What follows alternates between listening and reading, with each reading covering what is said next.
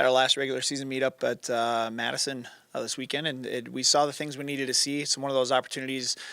Some of the kids that are right on the edge of making the conference roster get one more opportunity to show us what they have, and then just kind of getting the other people sharp and ready to go. The throws crew had a terrific weekend.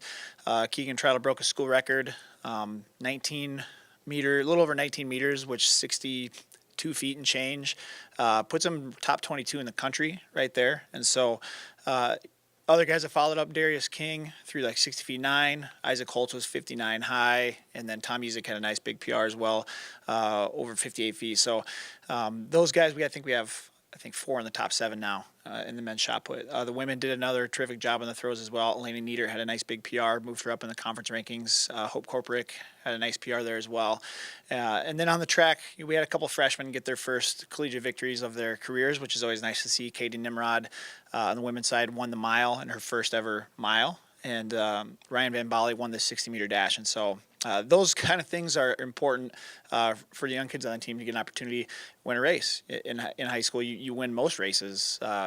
Most Division I track athletes win a lot of their high school races. And so once you get to the Division I level, they come fewer and far in between. So to see those kids get their first college wins was really exciting for us as coaches.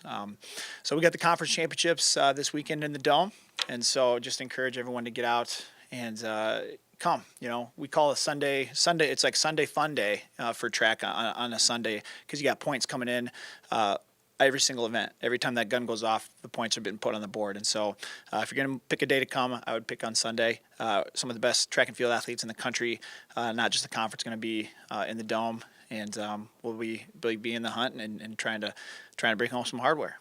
Any questions regarding track? The pre-championship poll had the men's second and the women fourth. Just what do you think about kind of the outside prognostication for this coming year? Yeah, I mean, you look at they come up with those rankings based on the performance lists that's on the website, and you can kind of see where you stack up and how many opportunities you have to maybe score some points here and there. And so we're in decent position on both teams. There's a lot more points to be had than what's on paper right now. And so last year the men, we won the outdoor title. We went and picked third, I think, and found ways to get points some different places. And so really it all comes down to maximizing your opportunities at a championship meet. We have events that we are very deep in and very strong, so we need to try to maximize there and do what we're supposed to. And then you have some events where you got guys and girls like right on the bubble, maybe scoring points. You find a way to push 2 or 3 of them into the finals. You scrap an 8th here, a 7th there. Those points add up. And so we learned that last year outdoors. We won by 1 point. And so every single point matters, and that is magnified at a championship setting for sure. So like where the team is at as far as their mentality, they're ready to go in and battle it out. And it's always nice to be at home. They're familiar place. Get to go to class, get to sleep in your own bed. Those types of things help us. Especially with the weather, you never know. Sometimes it's kind of stressful traveling to different places, and so for us to be able to just be right here and put together a home meet's going to be a really exciting thing. So, are there a couple of events, if the men are going to win it, are there a couple of key events when you look at the team you're maybe chasing that you feel like are going to be really important? I mean, they're all important, but is there a couple that maybe you're picked to finish second or third? yeah, I think there's some swing events for sure. The 60 is one of them. I think the top 10 guys are all separated by less than a tenth of a second. And so, you can go from scoring 16 points if you nail it, or you can score 4 points. And so that's a huge swing.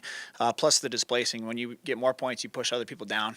The 200 is always crazy in the Dome. A lot of times people come in ranked in that 12th, 13th spot, and they find their way, in the finals. And so those are 2 events that are real swing for us. We're really deep in the 400, really deep in the throws on the 200. And so it's just, you just got to come in and do what you did to get there. If you do that, you're going to be okay. And so we've been consistently building every week. There hasn't been a week that's gone by where I haven't felt like we're a better team the following week. And so I think we pushed the needle in the right direction last weekend as well. And so I think we're definitely a better team right now than we were last week. And so that's kind of all we ask our kids to do, is get in position so we can be at our best when it matters the most, which is going to be on Saturday and Sunday.